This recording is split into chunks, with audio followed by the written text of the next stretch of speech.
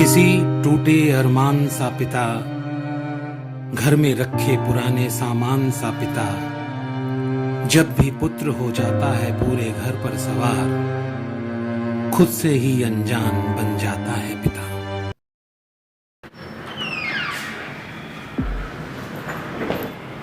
बेटा आ गए तुम?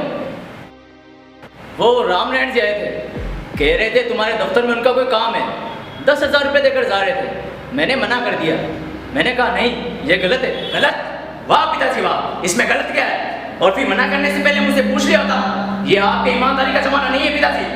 आज की दुनिया में पैसे के बगैर कोई काम नहीं होता। और फिर मना करने से पहले मुझसे पूछ लिया होता। पर बेटा बस अब और नहीं, तंग आ गया हूं आपकी ईमानदारी की किस्से सुनते सुनते। और आप क्या समझते हैं ये घर में तनख्वाह से चलता है? पूरे 5,000 की दवाई आती है महीने में आपकी और अम्मा की। इनको इस्तेमाल पे ये भेजो वो भेजो। आपकी ईमानदारी की दुनिया केवल किसी और कहानियों में अच्छी लगती है, हकीकत की दुनिया में इसका कोई लेना देना नहीं है। देखो पिताजी, आप मेरे कामों में दखल-अंदाजी ना करें। या तो मैं जैसा करता हूं वैसा करने दो, या फिर आप अपना कोई दूसरा बंदोबस्त करो।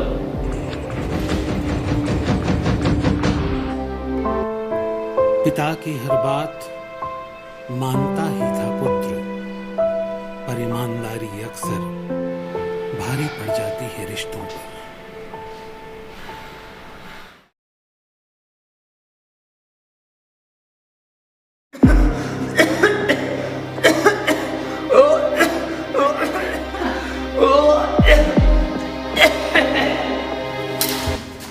पिताजी आपको समझ नहीं आता, इम्तिहान है मेरा, और आप है कि खास खास का पूरा घर सर पे उठा रखा है। अरे कितना डिस्टर्ब हो रहा हूं मैं, आप समझते क्यों नहीं? पिताजी ये आपके जमाने वाली पढ़ाई नहीं है, पूरी पूरी रात पढ़ना पड़ता है। आप अगर अपनी खांसी पर कंट्रोल नहीं कर सकते तो मेहरबानी करके मुझे एक अलग कमरा दे दीजिए।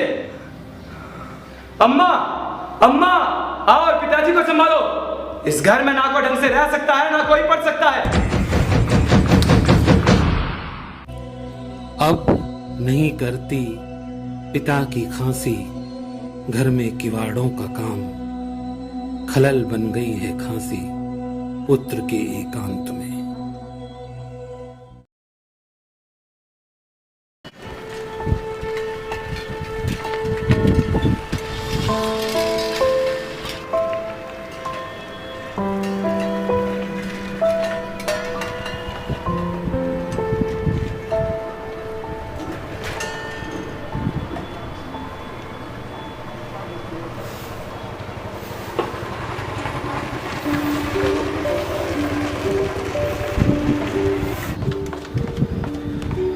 पिताजी, आपको कितनी बार कहा है कि जब मैं दोस्तों के साथ खड़ा हूं तो आप मुझे आवाज मत दिया कीजिए, लेकिन आपको मेरी बात समझ में क्यों नहीं आती?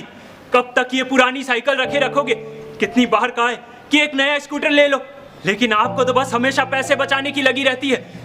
आपको पता नहीं कि मेरे दोस्त आपको इस पुरानी साइकिल पर देखकर मेरा कितना मजाक उड़ाते हैं। पर आपको इस बात से कोई मतलब नहीं। अरे आपको अपना नहीं तो कम से कम मेरी इज्जत का तो ख्याल रखो। मैं तो तंग आ गया हूं आपको समझाते समझाते।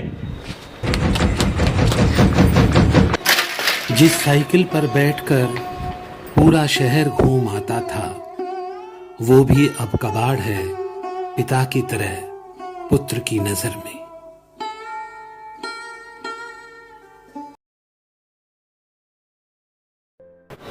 बेटा ऑफिस जा रहे हो, लौटते हुए चश्मा बनाते लाओगे?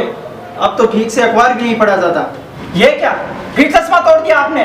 बाबूजी आपको पता है चश्मे की कीमत कितनी थी? पूरे 500 रुपए का था, जो पिछले महीने ही बना के दिया था। पिताजी पैसे पेड़ों पे नहीं लगते, और आपकी लापरवाही की तो हद है। पहले चश्मा इधर उधर रख देते हो फिर तोड़ देते हो। मैं तो तंग आ गया हूँ आपके इन रोज रोज के खर्चों से। अब इस महीने संभव नहीं होगा, अगले महीने देखूंगा।